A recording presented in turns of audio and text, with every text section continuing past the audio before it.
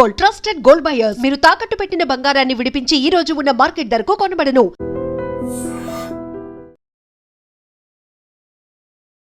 Hi, hello, నమస్తే, welcome back to iDream media. ఈ రోజు మనతో పాటు ఉన్నారు విశ్వేశ్వర రెడ్డి గారు అమెరికా నుంచి. ముఖ్యంగా H1Bకి సంబంధించి వీసా ఫీస్ హైక్ ఏదైతే $100,000 చేస్తారో దానికి సంబంధించి అమెరికన్ హైకోర్టులో పిటిషన్ వేయడం జరిగింది. అయితే దీనివల్ల ఏదైనా బ్రింగ్ బ్యాక్ అయ్యే ఛాన్సెస్ ఉన్నాయా ఈ రూల్ అనే దాన్ని తెలుసుకుందాం మనం. నమస్కారం సార్. నమస్తే సార్, జనరల్గా ఈ హైకోర్ట్ పిటిషన్ అనేది కొత్త ఏం కాదు, ఎందుకంటే last time birth right citizenship cancellation చేసినప్పుడు కూడా అక్కడ ఉన్న కొన్ని కోర్ట్స్లో పిటిషన్ వేయడం జరిగింది. అది ఇంకా జరుగుతూనే ఉంది. అలాగే ఇప్పుడు ఈ ఫీజు సంబంధించి కూడా పిటిషన్ వేయడం జరిగిందంట. మరి దీనికి సంబంధించి తీర్పు ఏమైనా త్వరలో వస్తుందా, వెదర్ ఎస్ఆర్ నో, ఆర్ లేకపోతే ఇలాగే కంటిన్యూ అవుతుంటుందా ఈ పిటిషన్స్ అనేది? అంటే ఈ పర్టికులర్ కేసు $100,000 అని H1B కోటా దాని మీద యాక్చువల్గా మొన్న మీడియా కానీ లేకపోతే ఆ ఎగ్జిక్యూషన్ ఆర్డర్ మీద కానీ బాగా స్పెక్యులేషన్ జరిగింది. ఆ స్పెక్యులేషన్ తో చాలా మంది పాపం స్ట్రెస్ అయ్యారు. అంత స్ట్రెస్ కావాల్సిన అవసరం లేకుండే. సో అందులో స్ట్రెస్ అయ్యి పాపం ఇమీడియట్ గా తీసుకురావడం, ఇండియా నుంచి రావాలని చెప్పడం, ఆ వీకెండ్ లోపలనే ఫ్లైట్లలో రావాలి లేకపోతే వీలు కాదని చెప్పేయడం. తర్వాత ఈ ట్రంప్ అడ్మినిస్ట్రేషన్ లో ఉన్న ఆఫీసర్స్ కొంతమంది కూడా, సెక్రటరీలు కూడా కొంత ప్యానిక్నెస్ క్రియేట్ చేశారు. సో ఓవరాల్ గా ఏంటంటే ఎనీథింగ్ దే కెన్ ఇంట్రడ్యూస్, ఏదైనా బిల్ ఆర్ ఏదైనా ఎగ్జిక్యూటివ్ ఆర్డర్ తీసుకురావచ్చు. ఎవరు ఆపరు. అంటే American law of the land లో రూల్ ప్రకారం ప్రెసిడెన్షియల్ డిస్క్రిప్షన్ లో వాళ్ళు తీసుకోవాలనుకున్న నిర్ణయాలను ఎవరు ఆపం. అది best interest of the country ఉంటే సెనెట్, హౌస్ ఆఫ్ రిప్రజెంటేటివ్స్ అంటే కాంగ్రెస్ కూడా ఆపదు, అంటే అప్రూవ్ చేస్తుంది. అంటే best interest of the country. ఈ రిపబ్లికన్ పార్టీ, డెమోక్రటిక్ పార్టీ రెండు ఉన్నా కూడా వాళ్ళు ఎప్పుడైనా అలైన్ ఎప్పుడైతారంటే కంట్రీ ఇంట్రెస్ట్ల మీద అది ఒకటైంది అనుకుంటే వాళ్ళిద్దరూ ఇది చేస్తారు, అంటే సపోర్ట్ చేస్తారు. సో ఇందులో మనకి ఎవ్రీ ఇయర్ F1 వీసా అనేది మార్చిలో రిజిస్ట్రేషన్ అవుతుంది, ఏప్రిల్లో ఫైల్ చేస్తాము. ఒక 90 days ఇస్తారు ఏప్రిల్లో, అంటే లాటరీలో తీసాక. ఇది టిపికల్ గా మీకు H1B అంతా లాటరీ సిస్టంలో ఉంటుంది కాబట్టి. సో దాని తర్వాత వాళ్ళు మళ్ళీ 90 days లోపల H1B పిటిషన్ మనం USCIS సెంటర్స్ పంపాలి. అవి US లో ఒక 4 ఉంటాయి, వాటికి పంపాలి. పంపిన తర్వాత అది అప్రూవ్ అవుతుంది.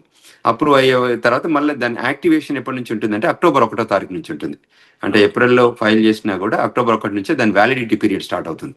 సో ఈ యాంగిల్లో చూస్తే ఇప్పుడు ప్రస్తుతానికైతే ఆ ఎగ్జిక్యూటివ్ ఆర్డర్ పైన ఇంకా రకరకాల స్పెక్యులేషన్స్ రావచ్చు గోయింగ్ ఫార్వర్డ్. అదేవిధంగా ఇంకేమైనా ఇష్యూస్ ఉంటే కూడా రావచ్చు. అంటే విత్ ద కోర్ట్ సిస్టమ్ ద్వారా కానీ లేకపోతే విత్ ఇన్ ద ఆర్డర్స్లలో కూడా వాళ్ళు చేంజెస్ ఏమైనా ఉంటే. తర్వాత USCIS కూడా కొన్ని క్లారిటీ ఇచ్చింది. తర్వాత అంటే కన్ఫ్యూజన్ కి తెరలేపారు కాబట్టి దాని క్లారిటీ కోసం చెప్పారు ఇది ఎప్పుడు ఉంటుంది అన్న దానిపైన. సో మనకి ఇప్పుడైతే మనం దాన్ని వరి అవ్వాల్సిన అవసరం లేదు. మనం నెక్స్ట్ ఇయర్ వచ్చే వరకు ఇంకేమైనా చేంజెస్ ఉన్నా, ఇప్పుడు మనం మాట్లాడుకున్నట్టు త్రూ కోర్ట్ సిస్టమ్ కానీ ఇంకా ఏ సిస్టమ్ త్రూ అయినా కూడా మళ్ళీ హోల్డ్ చేయొచ్చు, క్యాన్సిల్ చేయొచ్చు, లేదంటే వ్యాలిడిటీ చేయొచ్చు. అంటే ఈ మూడిట్లలో ఆప్షన్ ఉంది. సో మూడిట్లలో ఏది జరగాలందో ఇంకా టైం ఉంది కాబట్టి మనం ఇప్పుడే ప్లాన్ కావాల్సిన అవసరం లేదు. ఎవరైనా క్లారిటీ కావాలంటే, కమ్యూనికేషన్ లో కన్ఫ్యూజన్ ఉంటే దే కెన్ రీచ్ అవుట్ అస్. ఇప్పుడు గ్లోబల్ తెలంగాణ అసోసియేషన్ నుంచి మేము హెల్ప్ చేస్తున్నాం. అదేవిధంగా మన లా ఆఫీసర్స్ ఆఫ్ జనతా కంచర్ల నుంచి కూడా అటార్నీ జనిత గారు, ఆ టీం అందరు కూడా మన వాళ్ళందరికీ అంటే మంచి గైడెన్స్ ఇస్తున్నారు, ఎడ్యుకేషన్ ఇస్తున్నారు, కౌన్సిలింగ్ ఇస్తున్నారు. మొన్న ఈ మధ్య మంచి వెబినార్ ఆర్గనైజ్ చేశాం. ఆ వెబినార్ ఒక 1500 మంది పైగా జాయిన్ అయ్యారు. అంటే ద ఇంటెన్సిటీ అంటే వాళ్ళకి ఏంటంటే కన్ఫ్యూజ్ అవుతుంది. ఎగ్జిక్యూటివ్ ఆర్డర్ లో ఉన్న కంటెంట్ వాళ్ళకి అర్థం కాక, తర్వాత ఇంటర్ప్రిటేషన్ ఆఫ్ లా అంటారు, అంటే అందులో ఇది ఏ వైపు వెళ్తుంది అనే దానికి తెలియక, సో చాలా మంది ఇది మాకు అప్లై అవుతుందా, అప్లై కాదా, ఆ కన్ఫ్యూజన్ ఎక్కువ ఉంటుంది. సో ఆ కన్ఫ్యూజన్ క్లారిటీ చేయడానికి కోసమే మనము కాన్ఫరెన్స్ కాల్ ఆర్గనైజ్ చేసాము. సో చాలా మంది ది గెట్ క్లారిఫైడ్ కంటెంట్ తోని.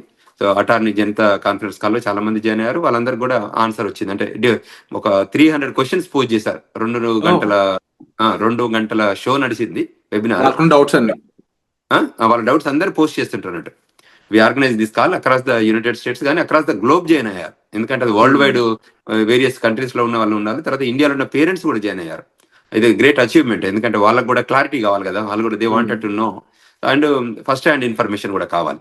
ఆ ఉద్దేశంతోనే we organize that webinar global Telangana association. చాలా బాగా జరిగింది, అందరికి చాలా హెల్ప్ అయింది అన్నట్టు.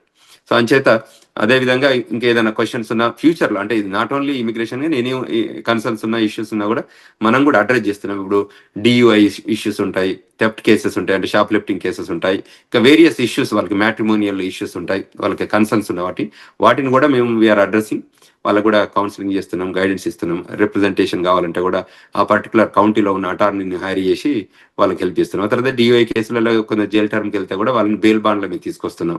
ఏదైనా క్రిమినల్ యాక్టివిటీస్ లో ఎంగేజ్ అయితే, అంటే కావాలని కాదు కానీ ఎంగేజ్ అయితే కూడా వాళ్ళని పద్ధతిగా మళ్ళీ వాళ్ళని బయటికి తీసుకొచ్చే ప్లాన్ చేస్తున్నాం అన్నట్టు. Wonderful sir. అండ్ డెఫినెట్లీ మీరు కానీ అండ్ లాయర్ జనతా గారు కానీ ఇప్పుడు చేసే సర్వీస్ ఏదైతే ఉందో నిజంగా హ్యాట్స్ ఆఫ్. అయితే ఓవరాల్ గా ఇప్పుడు దేని వైపు ఎక్కువ స్కోప్ ఉండొచ్చు ఇన్ కేస్ ఆఫ్టర్ తీర్పు వచ్చాక?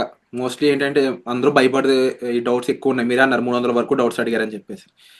అందరూ కూడా ఏంటి అంటే ఇన్ ఫ్యూచర్ లో అమెరికా సిచ్యువేషన్ ఏంటి, ఎదురు అక్కడ లివింగ్ అయి ఉండొచ్చు, స్టడీయింగ్ అయి ఉండొచ్చు అనేది, దానికి సంబంధించి ఏదైనా ఒక్క స్టేట్మెంట్ ఇవ్వగలరా? తప్పకుండా అందరూ రావాలి, క్వాలిటీ పీపుల్ రావాలి. అమెరికా ఏమంటుందంటే 2 రకాలుగా మా దేశానికి రమ్మంటుంది. అయితే మీ దగ్గర ఎక్స్ట్రాడినరీ టాలెంట్, ఎక్స్ట్రాడినరీ ఎబిలిటీ ఉంటే మా దేశానికి రండి, లేదా మీ దగ్గర డబ్బు ఉంటే మా దగ్గరికి రండి. అంటే ఒక కంట్రీ ఏం ఎక్స్పెక్ట్ చేస్తుంది అంటే వరల్డ్ లో ఉన్న టాలెంట్ ని తీసుకురావాలని ప్రయత్నం చేస్తుంది. అంటే క్రీమ్ టాలెంట్ లేదు, వరల్డ్ లో ఉన్న క్రీమ్ ఫైనాన్స్, డబ్బు ఉన్న వాళ్ళు మా దేశానికి రండి, ఇన్వెస్ట్ చేయండి, మా దగ్గర ఎంప్లాయ్మెంట్ క్రియేట్ చేయండి, మీరు గ్రీన్ కార్డు తీసుకోండి. ఈ EB1 కేటగిరీ కూడా అలానే ఉంటుంది. మా దగ్గర 100,000 EB5 ఇన్వెస్టర్ బేస్డ్, EB1 అనేది ఎక్స్ట్రాడినరీ ఎబిలిటీ కిందకి వస్తుంది. ఇప్పుడు ఎవరైతే టాలెంట్ ఉన్నది అనుకోరు, వాళ్ళు ఏమంటారంటే మీరు ఏదో జాబ్ ఉన్న వాళ్ళే కాకుండా H1B మంచి $100,000 గవర్నమెంట్ కి ఫీజు కట్టే టాలెంట్ ఉన్న రిసోర్స్ తీసుకురండి, చిన్న వాళ్ళని వద్దు అనేది గవర్నమెంట్ ప్లానింగ్ అన్నట్టు. సో అది అంతే తప్ప వద్దనేది లేదు. తప్పకుండా అమెరికా అనేది ఒక స్వర్గం. సో అంచేత దీనికి ఇక్కడ ఎంప్లాయ్మెంట్ ల్యాండ్ ఆఫ్ ఆపర్చునిటీస్ ఉంటాయి. తప్పకుండా అందరు కూడా రావాలి, ఆపర్చునిటీని యూటిలైజ్ చేసుకోవాలి. ఎక్స్పీరియన్స్ కావాలి, ఎడ్యుకేషనల్ ఎక్స్పీరియన్స్ కావాలి, ఎంప్లాయ్మెంట్ ఎక్స్పీరియన్స్ కావాలి. మళ్ళీ మన కంట్రీస్కి వెళ్ళొచ్చు. మన కంట్రీస్ లో మనం కొత్త ఇన్నోవేషన్ కానీ, ఏమైనా కొత్త ఇన్వెన్షన్స్ కానీ, లేకపోతే రీసెర్చ్ కానీ అవకాశాలు ఉంటే ఇండియా కూడా వెళ్ళిపోయి అక్కడ చేసుకోవచ్చు. బట్ ఒకసారి ఈ దేశం కూడా వచ్చి చూసిపోతే వాళ్ళకు కూడా ఒక క్లారిటీ ఉంటుంది కదా. అయితే స్టూడెంట్ రూపకంగా రావాలి, లేదంటే జాబ్ అన్నా వచ్చి ఇక్కడ కొద్ది రోజులు పనిచేసిపోతే ఆ మెచ్యూరిటీ లెవెల్ కానీ, ఆ ఎక్స్పీరియన్స్ కానీ, ఆ ఐడియాలజీ కానీ కొంచెం చేంజ్ ఉంటుంది కదా. ఇప్పుడు గ్లోబల్ థాట్ ప్రాసెస్ బిల్డప్ అయింది కదా, ఎందుకంటే వాళ్ళలో చాలా కంట్రీస్ అమెరికాలో ఉంటారు. సో అంచేత మనం వాళ్ళతో కలిసి పనిచేయడం వల్ల కొత్త విషయాలు తెలియడానికి ఆస్కారం ఉంటుంది. 100% సార్. తప్పకుండా రావాలని కోరుకుంటా. Thank you so much for the guidance and information sir. ఇక చూస్తూనే ఉండండి ఈ ఎపిసోడ్. మళ్ళీ కొత్త ఎపిసోడ్స్ మేము ముందుకు వస్తుంటాము. అండ్ నెక్స్ట్ ఎపిసోడ్ లో తప్పకుండా అమెరికాలో జరిగే కొన్ని ఆందోళనలు, అక్కడ జరుగుతున్న విషయాలు ఎందుకు జరుగుతుంది, దాని మీద అక్కడ ప్రభుత్వం కానీ ఎలాంటి చర్యలు తీసుకోబోతుందని ఒక ఇంట్రెస్టింగ్ న్యూస్ తీసుకురాబోతున్నాం. Stay tune. Thank you so much. And don't forget to subscribe to iDream. And for more videos, please subscribe to iDream. Please subscribe to iDream. Please subscribe iDream. And please subscribe to iDream. For more videos, subscribe to iDream. please like, share and subscribe to the channel. Congratulations, iDream. Subscribe to iDream. Subscribe to iDream. So subscribe to iDream Media. iDream ki iDream team andarki huge congratulations. Please subscribe iDream Media. Please subscribe to iDream. Subscribe iDream. Please subscribe to iDream. iDream అంటే నా కళల ఛానల్ను subscribe చేసుకున్న నోరు తిరుగుతలేదు, మీరైతే గంట గుర్తు కొట్టండి. For more such videos, please subscribe to iDream. Subscribe to iDream. Please subscribe to iDream. Please subscribe iDream Media. Please do subscribe to iDream. Please subscribe to iDream Media. For best entertainment and information, please subscribe iDream.